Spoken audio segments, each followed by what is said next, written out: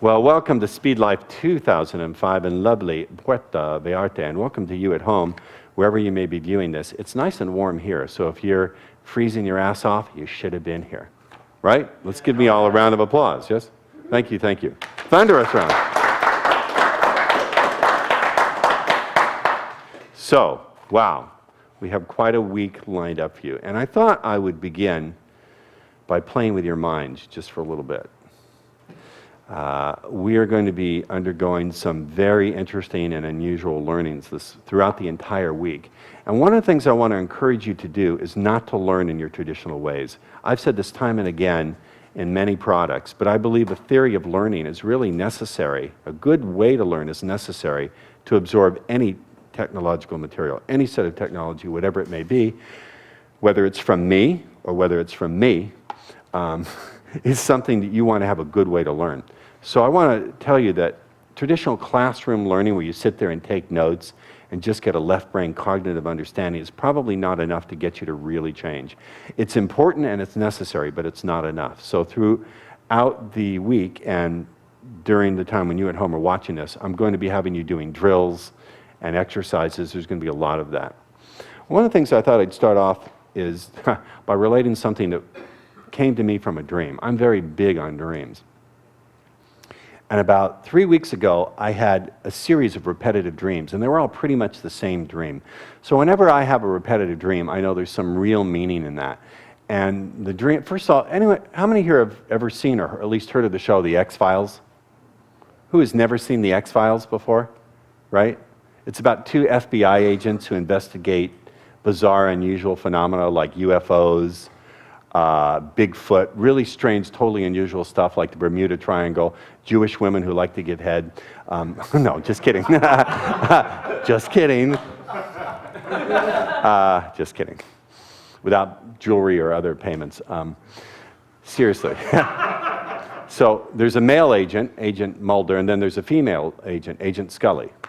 And Scully is also a medical doctor, and she's the very skeptical one. Mulder is the one who believes all of this. Scully's the real skeptic. That's the backstory, okay? So a few weeks ago, I had repetitive dreams. It was the same dream where I was talking to Agent Scully. And in the dream, it was a reality where Agent Scully really existed. She was not a fictional character. Can that noise? Agent Scully was a real human being, really an FBI agent. And in the dream, I walked up to her and I said, you know, Agent Scully, I just want you to know, in the real reality, where I come from, you don't exist. She said, what is that supposed to mean? I said, you're a fictional character portrayed by an actress named Gillian Anderson. Every word that comes out of your mouth is scripted by a writer. And all of your gestures, all your facial expressions, they're created by an actor. You don't exist. She said, what are you talking about? There's no such thing as the X-Files. I'm Agent Dana Scully of the FBI, and if you don't get on my face, I will arrest you, sir. I went, okay, I'm just telling you, you don't exist. I had the same dream a couple nights in a row, and I thought, wait a minute, that's really interesting. Supposing, just as a thought experiment for you guys and for you people watching at home, supposing that this reality was not real. What if everything that happened here was part of a story that was being scripted by a writer, portrayed by an actor, directed by a director, and you were a fictional character?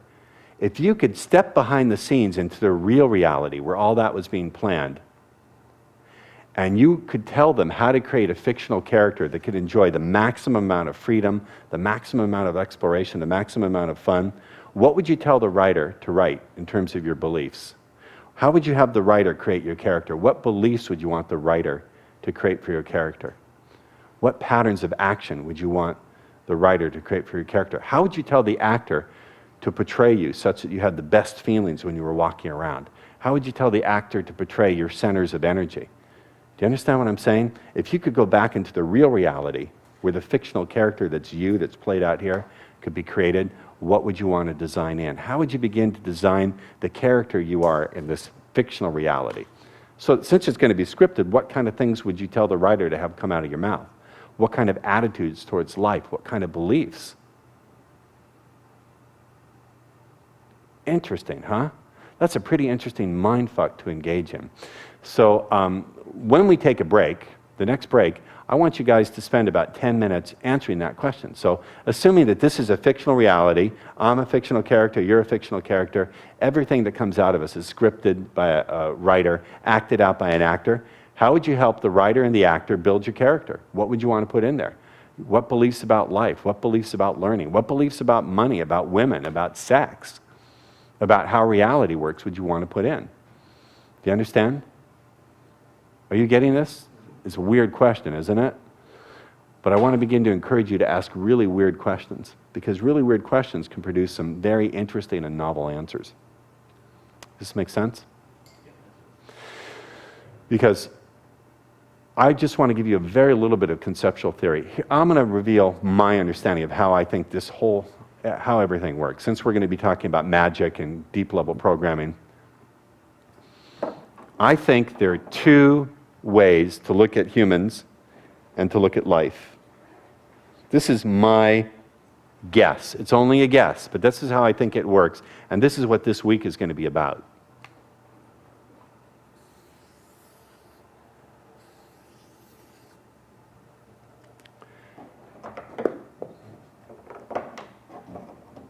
All right. Let's call this C and E. And no, it's not the Church of England for you Brits, okay? Where's the thunderous laughter I've come to expect? Fuck y'all. Okay. This is what I call the cause and effect reality. This is mechanical cause and effect reality, where everything, all of Newton's laws apply. To every action, there is an equal and opposite erection. Right? Is that the law? Do we all know Newton's laws? For every action, there is an equal and opposite what? Say it with me. I need verbal feedback. Yes? Bodies in motion tend to remain in motion of the ocean unless acted upon by what? Bodies at rest tend to remain at unless? Right. Everything's cause and effect. It's what you call the domino reality. So if you knock down this domino at point 1, then at point 2, this domino will fall, and then this domino will fall. Yes, you got it? This is the view that says fundamentally, everything is run by cause and effect. Time flows in one direction. Everything has to be measured through matter or energy. Signals are sent at a certain speed and they're received at a certain location. After that signal travels a certain distance through space, right? We get it? This is the very deterministic, materialistic view. Also, that humans are fundamentally can be reduced down to chemical, electrical processes, and that's all we are, fundamentally. Yes? Now, there's some levels, there's some viewpoints, perspectives from which this makes sense and is a working model. Just let me give you an example. Yes? God forbid if you're ever in some kind of traumatic car accident or if you're shot or anything like that, you better not go to an herbalist or someone who believes that your body is a pattern of information and vibration. You get your ass to a Western trauma center where they'll shove blood in you and do all that other stuff. Do you understand what I'm saying? There's certain levels at which looking at dealing with people and human beings where this view makes sense.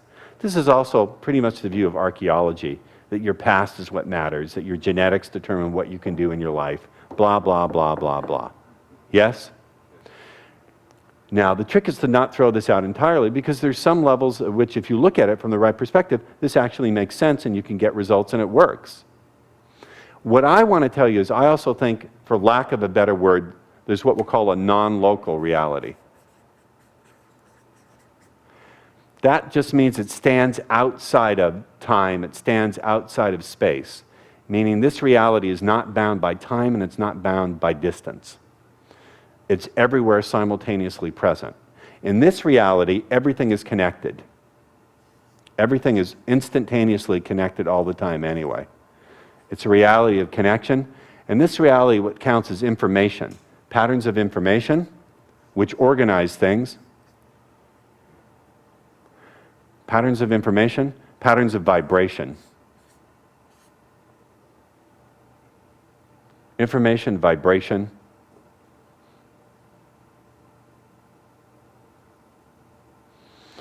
And so, the way I think it works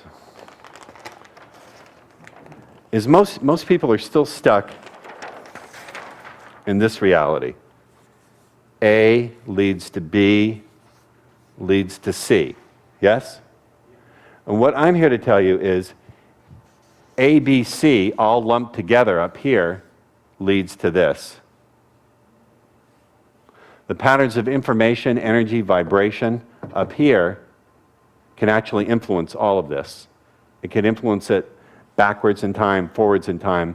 You can get a lot of leverage working with this, A, B, C, up here, in the realm of information, vibration, energy, and belief. Belief is like the bridge between these two. Your beliefs are like the bridge between these two that enable you to have effectiveness on both levels. So throughout this week, you're going to be learning techniques, technology, skill sets that enable you to access this in such a way that it affects this. Yes? And you're also going to be learning some things that allow you to be much more effective solely on this level.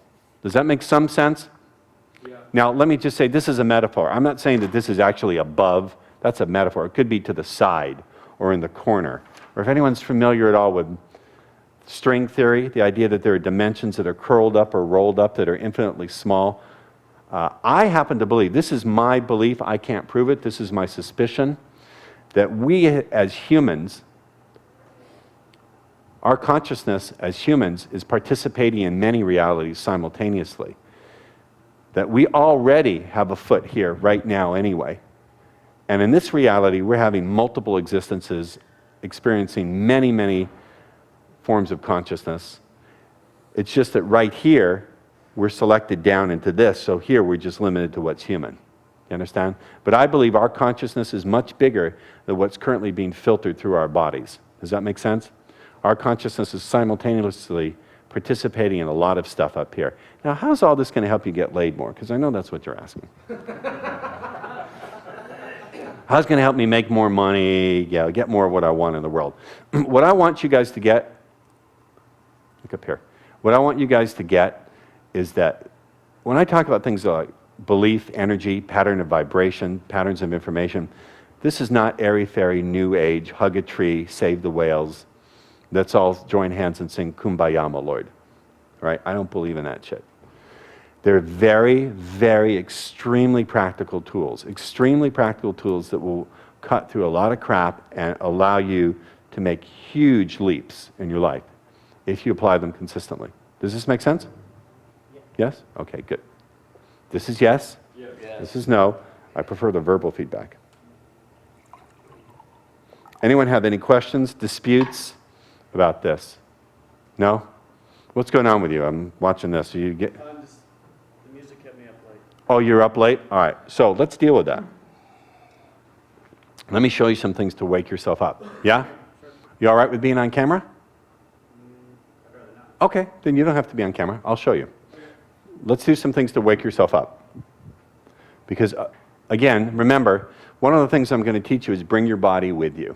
Bring your body with you. You're not going to get where you want to go from the neck up. Doesn't work that way. So here's what I want you to do. Can you stand up? Okay, but you don't want to stand in front of the camera, so make sure you're over here. All right, here's what I want you to do. Feel your collarbone. You know where your collarbone is?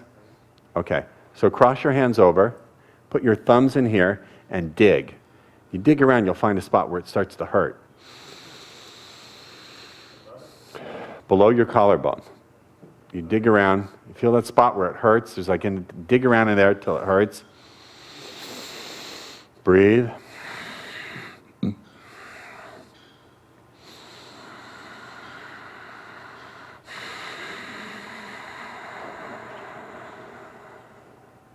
Okay?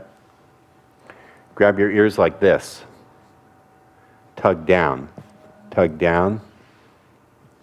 Then cross them back over like this and tug down. Cross your hands back over. The other way? Yeah, tug down. Now here's what I want you to do. Take several sniffs in. As you do your inhale, make it like 5 small inhales. Then out through your mouth.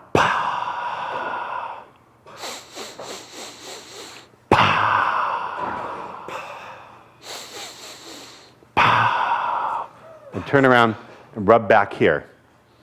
Rub back here, like the small of your back, your kidneys, with the backs of your hands. And do like those 5 sniffing breaths, like.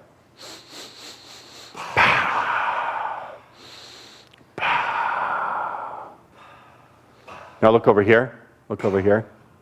Just take your hands like this and just rub back from your eyebrows towards the sides of your head, then all the way up, and then all the way like that. Very good. You can put some nails into it if you want, do a little scratching. And the other thing I want you to do, and I'm not being funny here, I'm being completely serious for you. This wakes me up in the morning it's the Ross Jeffries workout video. Yes, now you can be a hunky stud like me.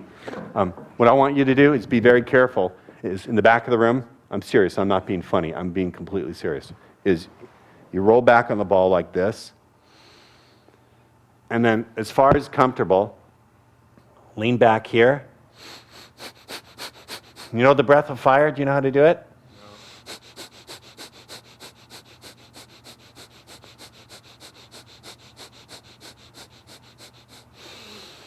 Come up.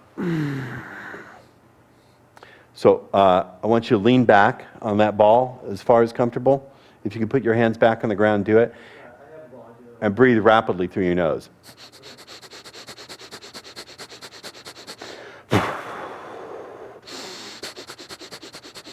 That will wake you up, I guarantee it, okay? As much as you need to, just keep going back there and flop on the ball to keep waking up. You understand? All right? By the way, one of the rules of being influential with people is to notice what's going on. Don't sit there like a dumbass. Go ahead, that ball's yours to play with. You can go in the back room and play with it. If you notice that people are not following you, stop and address it. This is a principle I'll get to later, but since you incorporate what you see in the room, right, that's what you want. You want to see live action examples, correct? Yeah. Yes or no? Yes. Okay. Incorporate what you see. So if I notice someone is not following or is having a problem, don't ignore it. For Christ's sake, address it. People, here's the authority principle. I'll get to this later. We're going to spend hours on this. It's a very powerful principle because my skill as a persuader is not primarily about my slickness with language, even though it looks that way. My skill as a persuader has to do with my beliefs about persuasion and some principles. And one of the core principles, who here would like to be more influential, more persuasive for selling, for making money, for sex, for relationships, for anything? Oh, good. Well, then one of the first rules is the authority principle. I've gone over this before. You've heard me speak of it, but repetition and practice are the mother of skill. So I'm going to say it again. And for those of you at home who want to be more influential, I don't care where in what area of your life, it's extremely important that you get this principle because it powers all the language patterns, all the other stuff I do. It's a fundamental principle, which is this, that people will not accept that you're an authority on where they should go and what they should do unless they first accept that you're an authority or expert on where they're at. I'm going to say this again. This is an extremely powerful principle, and we will get to this and explore its implications and show you how to put it into use in your life. This is an extremely powerful principle. I don't care if you're in sales, if you want to influence your family, anything. This is very powerful. People will not accept that you're an authority on where they should go and what they should do unless they first accept that you are an authority on where they are at, that you expertly understand where they are currently at. Now listen to me and get this implication. Please look up here. This is really important. I didn't say you have to go there for yourself. I didn't have to go there and get tired myself to recognize that he was feeling tired. I didn't have to join him in his problem or in his challenge, right? Too many people, and this is the problem with a lot of you guys, you at home, if you're a speed seducer, if you're a nice guy, the problem with the nice guys is they join in the woman's reality. Instead of simply recognizing it, they join in. So she's constantly setting the lead. Does that make sense? Okay? That's the problem with the beggar. The problem with the bully is the bully doesn't give a fuck about your reality or her reality. He just drags you in. The problem with the bully is he constantly has to recruit new people because people don't want to come back, except for very sick and twisted people, right? So the bully fails most where he succeeds the most.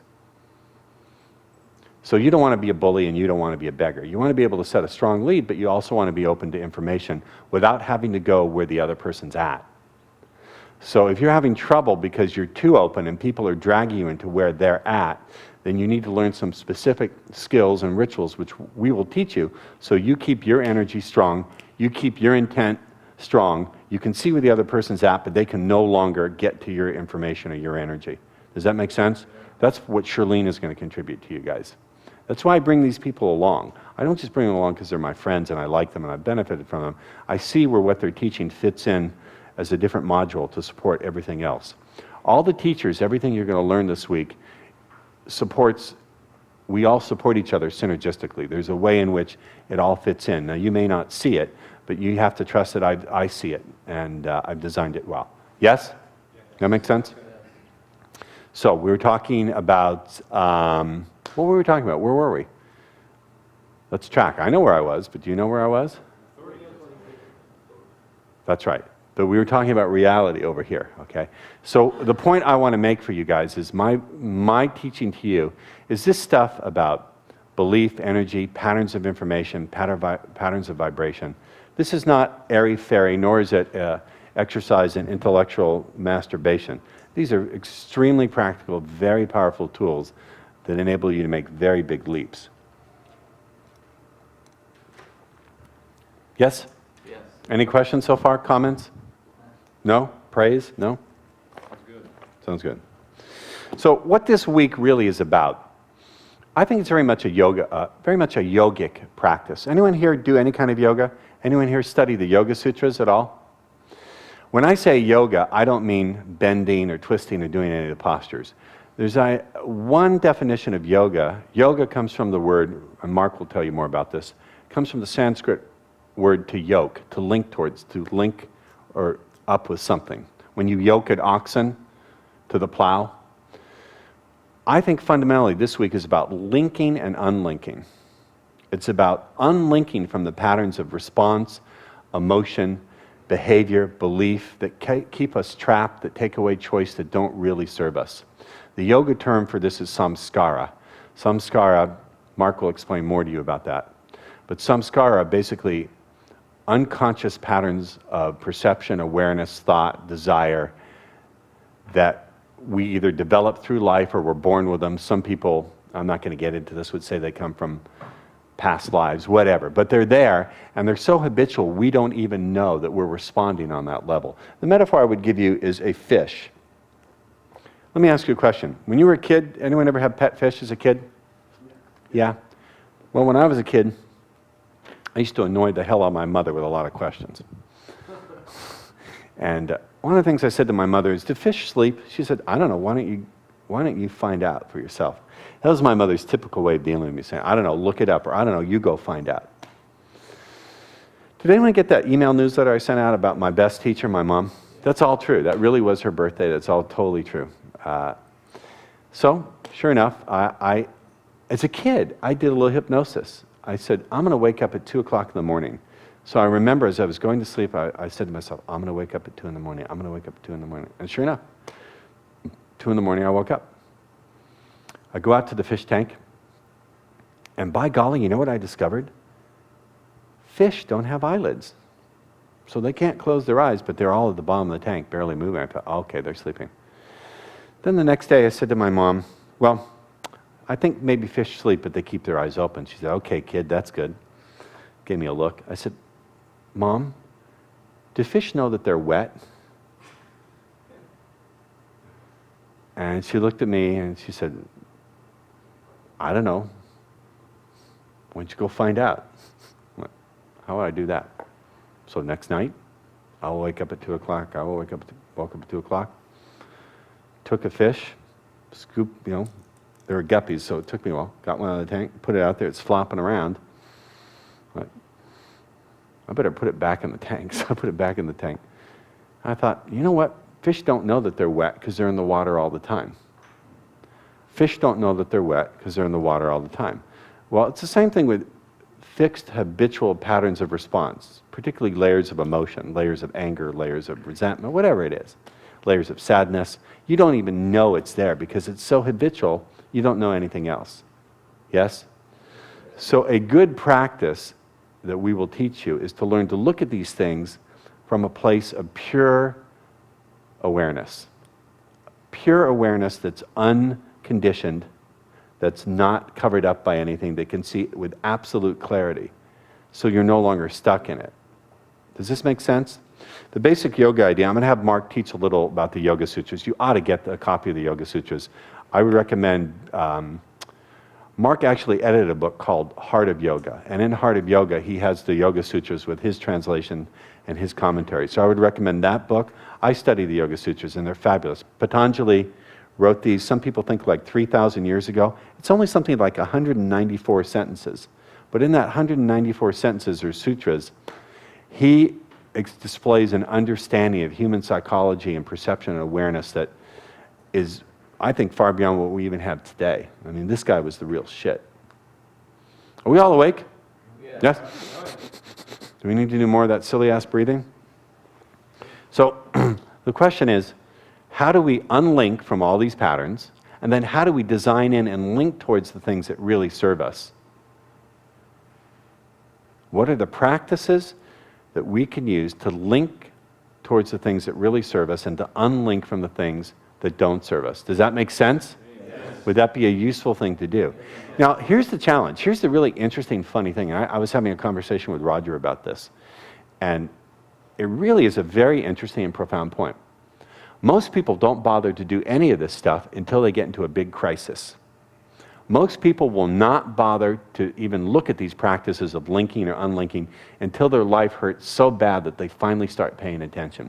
Let me suggest that once the earthquake has already occurred and the roof has fallen on your head is not the best time to begin preparing. You understand? It just strikes me, and you pay attention up here and get the transmission, don't write. It just strikes me as being kind of silly. I mean, we buy life insurance, right? Health insurance, yes? You don't wait till you're dead to buy life insurance, do you? You don't wait till you're scheduled. Well, you Brits have national health, so you don't have to buy health insurance, do you? But those of you at home who are not from Britain get the metaphor. You don't wait until you're sick to buy health insurance because you can't get it then, right? The idea that you can and should and can even enjoy proactively, that means before anything happens, proactively design in your beliefs about learning, your beliefs about what you can do, your beliefs and practices for keeping your energy calm. The idea that you should proactively do this every day rather than wait for a crisis or go to some specialist to fix you just doesn't occur to most people. To me, that's crazy. Even NLP, I must say, has been trapped in that idea of fixing things, albeit fixing it much more rapidly without digging into your past, but still, NLP is a very let's fix it model. True? You go to the practitioner, they cure your phobia or whatever. I'm thinking, you know what? I'll tell you personally, guys, I'm going to share, since it's a small-sized group, I'm going to share my own private ritual practices that I've never shared with anybody. Some stuff that I do, I'll share it all with you. It's all in these books. Who wants to read it? And all the seductions I've done in the last week, blow by blow, literally, are right here. Anyone want to read it? Sure. Tough shit. For $25,000, you can have this book for a week. Plus, I will give a video seminar one-on-one where I explain how you can apply it. Here it is. Here, we're going to show it to the folks at home. Ready? Let's get a close. Nah, fuck you. Got a little lubrication there. So, think about this for a minute. Linking and unlinking. And rather than wait to a crisis, rather than wait till you really are in a lot of pain, proactively do this. I will share with you that 2 to 3 times a week, I spend 90 minutes doing this. And every day, unless there's something really big going on, I spend at least 10 minutes doing it.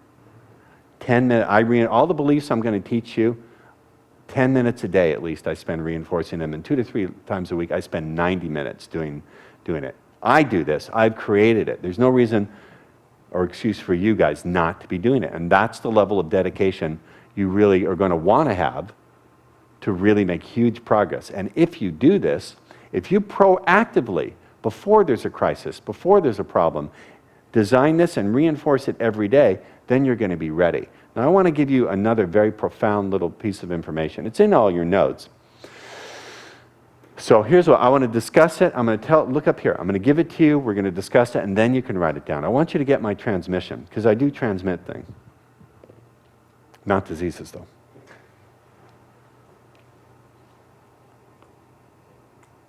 You can look through your problems and crises and try to find your strengths and your abilities.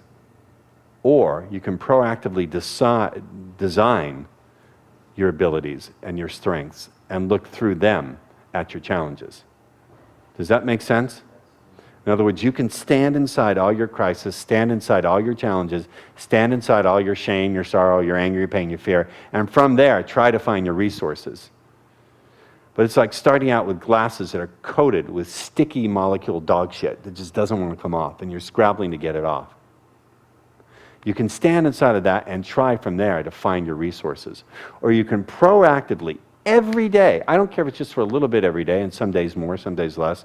Hello, panocha. You can every day reinforce and build on your resources so that when challenges occur, you're prepared and you're ready. Does this make sense? Yeah. Yes? Yes. Very useful. Again, it's not glamorous, it's not particularly sexy, but it is powerful. All right, so let me start out by giving you a drill. Because I believe that one of the most profound things you can learn to do to begin to unlink to begin to see what you're doing from a place of clarity, so you're no longer bound to it, and see it in a way where you don't re-hypnotize yourself with it. This is a very important point. I want to talk to you folks at home about this too. Let me talk about reinfection, the problem of reinfecting yourself with problems. One of the principles I've taught for many years, I started teaching this right around the time I did the Unstoppable Confidence tapes, back in 1994. This is extremely important and critical in doing any kind of change work. Whether you're going to do it with yourself, if you're a change worker at home, if you do any kind of healing work, this is profoundly powerful. Do get that I'm a strong believer in positive programming. You know that, yes? Often what happens, though, is people dwell on mistakes. There's emotion attached to things, and by continuing to look at your past, what you do is you reinfect yourself with it. This is a profoundly powerful principle. Please pay attention. There's no difference. There is no difference between what you dwell on mentally and what you rehearse mentally. What you dwell on, your brain is saying, okay, I'm rehearsing this, and what you rehearse is what you get. When you dwell on mistakes, if there's a lot of loaded emotion in your past, so you're constantly emotionally drawn back to dwelling on your past, what you're inadvertently doing without knowing is rehearsing that. You're telling your brain, you're relinking to it. To use the yoga term, you're reinforcing that samskara. You're feeding it with emotion, with breath, and essentially you're believing that you can't really change it, or you're doubting you can change it. Whatever you put a lot of focus, attention, and energy on is what you're going to get. So when you dwell on your past, that person who fucked you over, or that mistake you made with Sally Jean Rochkrot, or the business deal that you blew, whatever it is, what are you doing? You're in it. I want you to see the mechanism of this. What you're doing is reinfecting yourself. You're putting, this is your focus, intent, your vision. You're putting all of that, here's your mental eyeball, into your past. PFUP, past fuck up, okay? Puff up. I've come up with a new acronym. I'm really good at this, right? AFC, puff up, past fuck up. What you're doing with your brain is going, oh, look at this. This is what he wants me to keep doing. Okay, it's what he's putting his focus on, so next time I'm in that same situation, I'll do this again. Do you get it? What you dwell upon, your brain takes it as rehearsal. And what you rehearse is what your brain is going to say it out loud. Out loud, everyone. That's what it's going to do, correct? This is a really profound challenge in an area of life where you're stuck emotionally. See, this is a learning curve, okay? Let's say this is a learning curve for any kind of skill. I don't care. Let's take a skill that has no emotional attachment to it. Learning to play golf, or learning to drive a stick shift, okay? Whatever. Maybe some of you had traumas around golf. Your stepdad beat you with a golf club and zipped you up in the bag, I don't know, but the rest of you fuckers, fuck y'all, okay? Here's a learning curve in something that's emotionally neutral. or emotionally positive. You have good connections to it, okay? That's going to take some effort, right? To learn a complex skill, correct? Yeah. What about a learning curve like speed seduction? It has a learning curve. Speed seduction is not necessarily the easiest thing to learn. It's also emotionally charged. Hold on, yeah, I'm going to get there. Wait for it. Wait for it. Okay, so let's take a difficult learning curve that's also very emotionally charged, right? It's emotionally negative. You've got a lot of fuck-ups in the past, a lot of pain, a lot of doubt that you can even make it work, and you're constantly looking into your past. So sometimes when you can pump yourself up into a really strong state, you'll do the new behavior, right? Other times, when you're dwelling on mistakes, your brain's going, oh, he wants me to do the old behavior. What do? You slide back down the learning curve. Yes? So what happens? Something that should take 3 months takes 10 years. And you've memorized every pattern I've ever done, and you still can't fucking make it work because of this. Does that make sense? This is the structure of learned helplessness. Learned helplessness has a lack of awareness, but it also has a process where you're constantly reinfecting yourself. So this whole notion of unlinking from all of this is very practical. It can take a complex learning curve that can take a long time and collapse it into something that takes a very short time. Being emotionally aware and being able to have emotional choice makes you much, much smarter in the sense that it makes you a much quicker learner. Does that make sense? Yeah. These are very practical tools. I'm not teaching you to save the whales here. I don't even like the whales. They take huge craps. They take huge poops in the ocean. They get in the way of our important submarine sonar. Turn them into dog food. Feed the Pakistanis with them. I don't care. Get them out of the way. But the important point here, nothing against the Pakistanis. I have some very good friends who are Pakistani. My friend Assad. So, do you see this mechanism of how people constantly reinfect themselves? Part of the reason they do this is they're not even aware that they're carrying these emotional filters in front of them. They don't even know it. They can't understand why people don't want to deal with them. They don't know, whoa, I didn't do anything wrong. Well, you're responding on autopilot. This is what I call autopilot. Now, here's a key understanding, an exciting understanding. 99% of the people in the world are walking around 99% on autopilot. 99% of the people in the world are walking around asleep. Gurdjieff, the famous philosopher and mystic, called people sleepwalkers. I don't like the term sleepwalkers. I'll use the term autopilot. 99% of the time, people are walking around on autopilot, and they're also constantly reinfecting themselves with their limitations. It's not that human beings are limited or stupid or any of that. They just run processes on themselves that make life much harder. Now, think about this. So let's say you have this process of constantly sliding back down the learning curve because you're dwelling on mistakes. What do most people do? They just pump up the positive programming harder. Well, I'm going to do positive programming even more strongly. And that should, so now you're fighting yourself. There are days when you're feeling good and you're positive program, then this stuff takes over. I believe in positive programming. Look at me. I totally believe in it. But why is it that 95% of the self-improvement tapes and courses out there don't work? Come on. If they all worked, think about it. How many copies, and there's some good books out there, like Psycho-Cybernetics, written in 1960. I recommend everyone get it. Everyone at home get it. A classic book of self-improvement. And Maxwell Maltz was really spot on. This guy was the Ross Jeffries of his day. Not in terms of how he wrote, but in terms of his understanding of how things work. Brilliant guy. Wrote it in 1960. But even he didn't quite give people, he would say, stop dwelling on the past. His advice was stop dwelling in the past and see yourself as successful. But he never told people how to stop dwelling in the past. He just told you, do it. Haven't you heard that before? Stop dwelling on the past. Don't dwell on your mistake. Has anyone given you a process how to do that? Yes or no? Well, that's like useful. That's like saying, I need to get to the airport. Well, just get a car. But there are no cars around. Well, walk. Your positive programming will be much more powerful, much more effective, and require a lot less juice when you learn to stop doing this stuff. Does that make sense? Just from an engineering perspective, how many people here are programmers or engineers? Does that just make sense from a program? You're debugging the program.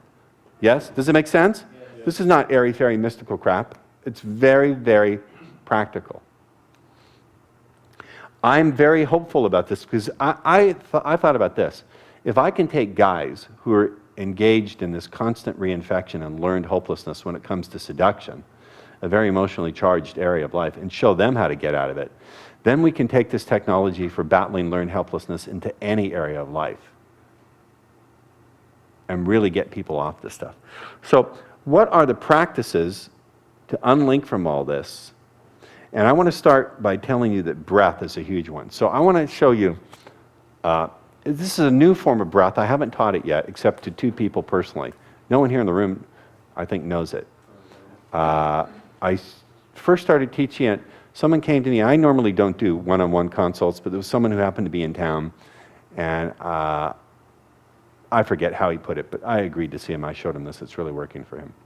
So the way this breath works is, I don't even have a name for it, but this is a really good breath, first of all, to help you find a place of peace and clarity and pure awareness in an area of life that's really emotionally upsetting to you, or you've had a lot of setback or a lot of limitation, a lot of limiting belief. Yes? Where you keep sliding back down.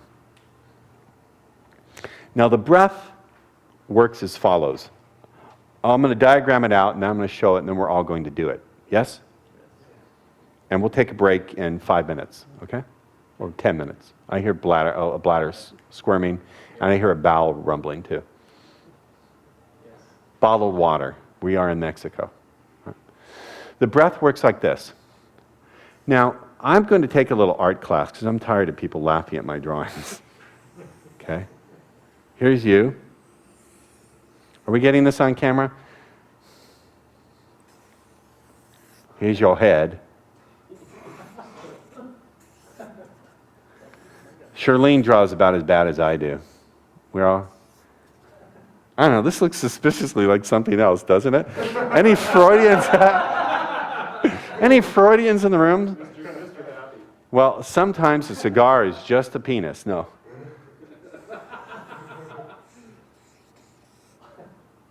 There I am, all buff, Mr. Bufftroid. Yes. Give me some muscles. Okay. There I am, Mr. Happy. Why do men have nipples?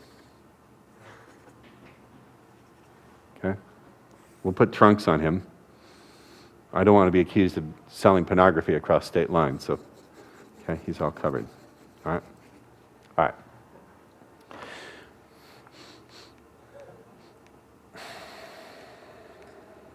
Here's the nose, right? That's his nose.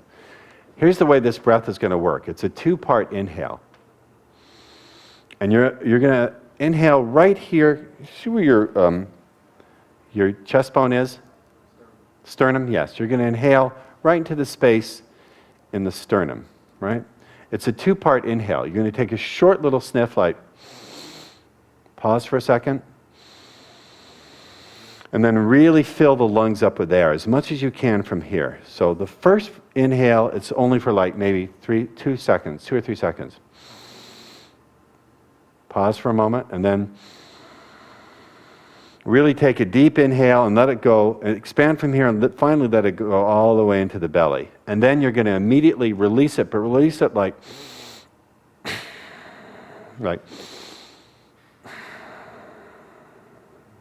this is best done sitting or laying on your back. So it's like this. It goes. You don't hold it. You're not holding it. You're just breathing in and then releasing immediately. And then what you do, look up here, is you pause at the end of the exhale. At the end of the exhale, before you take your next breath, you pause. For as long as it's comfortable. For as long as it's comfortable. And you find that silence at the moment after the exhale. So you're going to exhale, and at the end of the exhale, you just find some silence. What I personally imagine that my mind has sunk down right here into my dandian. The dandian, which Charlene will teach you more about, is that space in between your belly button and your twig and berries. Okay? There's a space in between there. It's an energetic center. So the breath looks like this. Look, I'll do it. So.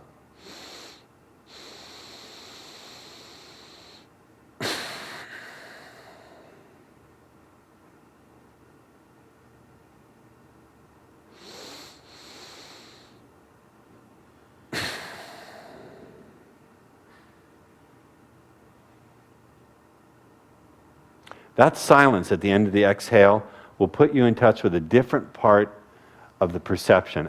In yoga, they call it the Purusha. You can write this down and ask Mark Whitwell about it later. P-U-R-U-S-H-A,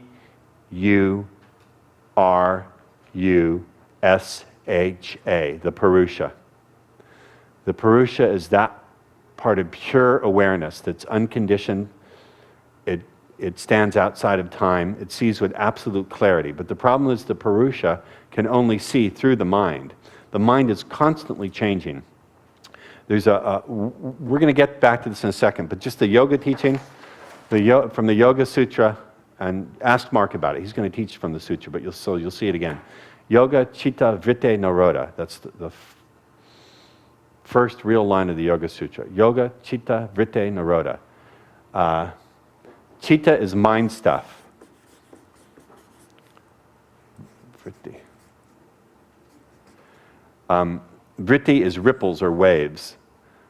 Yoga Chitta Vritti Nirodha. Yoga is the cessation of the rippling of mind waves. Essentially, it's saying that this stuff of the mind is always rippling. There's always thoughts crossing. Yoga is the stilling of that so that the seer, the Purusha, can look through with clarity.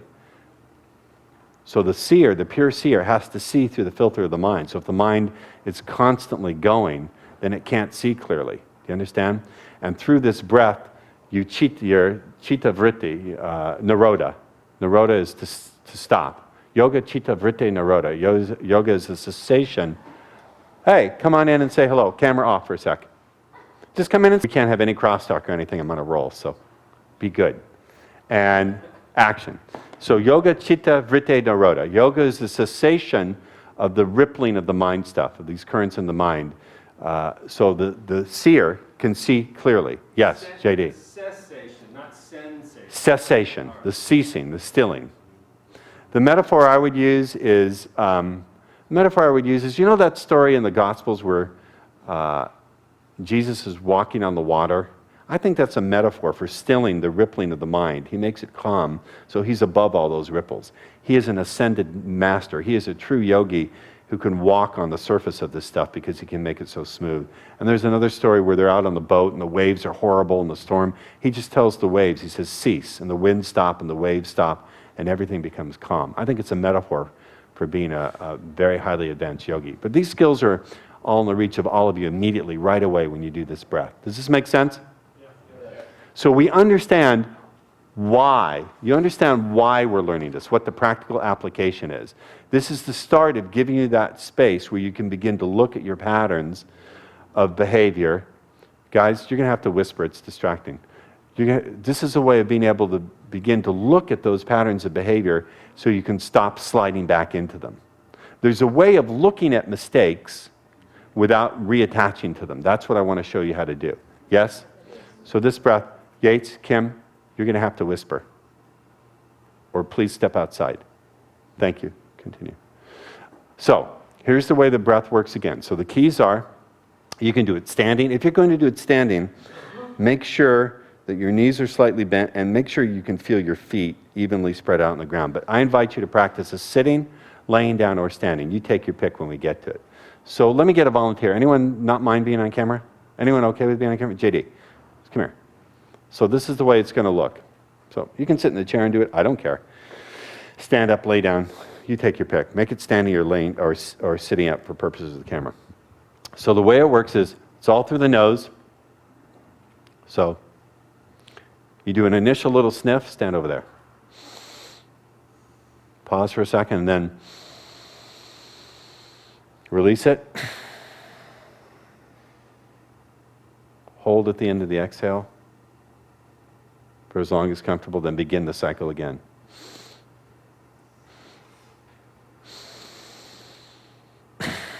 Immediate release. Really? That's right. Now close your eyes and do it. Don't keep your eyes open. So the breath is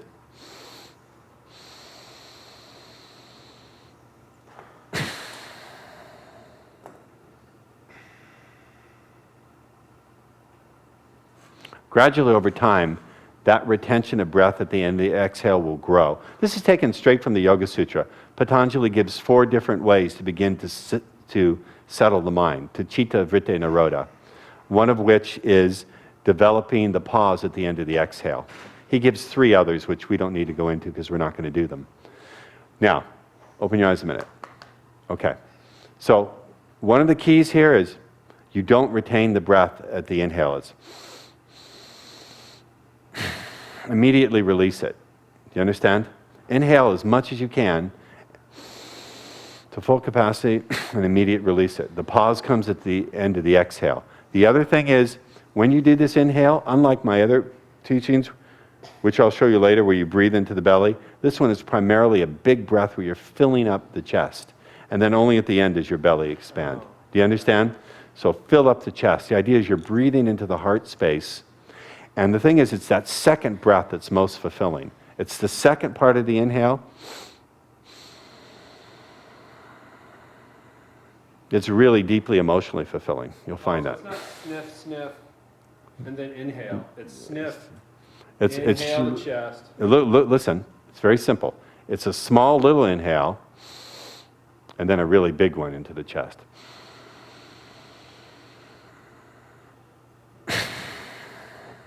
You get it? Yeah. Do you get it? Yes. Do you? Yeah. Okay. Everyone do that. You can do it for like 10 breaths. You can do it seated, standing, or laying down. Questions? I'll take questions before we go. Yes, question. So the first part of the breath, that small little inhale, do you start from here? No.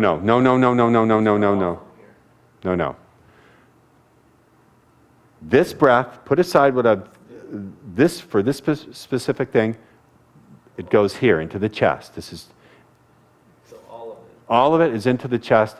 The second part of the inhale, you're going to expand your chest as much as possible. Then only at the very end do you breathe into the belly. Do you understand? As much as possible here in this breath, breathe into the chest. Do you get me? Yes? Yes. Other questions before we, yes, Roger. Yeah. When you exhale, Yes. are you actually just allowing that out, or are you forcing it? I'm like dropping my belly. I'm really relaxing it. I'm relaxing it Yeah. extremely. And you talked about your awareness coming down into your dantian. I said, after the exhale, when you're just pausing for a minute, I imagine that my belly is sinking, my mind is sinking right down here. After the exhale. Yeah, after the exhale. Does that make sense? Just for a moment, somehow I imagine I'm putting my consciousness here. Later, what I'm going to have you do is I'm going to teach you a drill. Hold on a minute.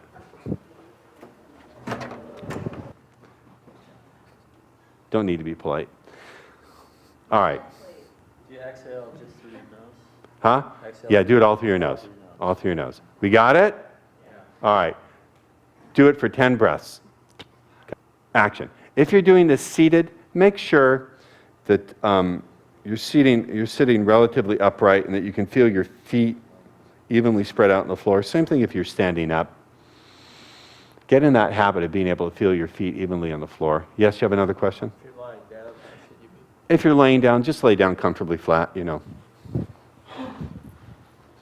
Just like this. By the way, this is absolutely incredible for insomnia. If you're feeling agitated, this breath will lull you to sleep very quickly. Very quickly. I adopted it from something I read in a yoga book, and then something I realized from reading the Yoga Sutra, and then from a little practice of my own, and it's very effective. So, okay. Yes, one more question. Yes.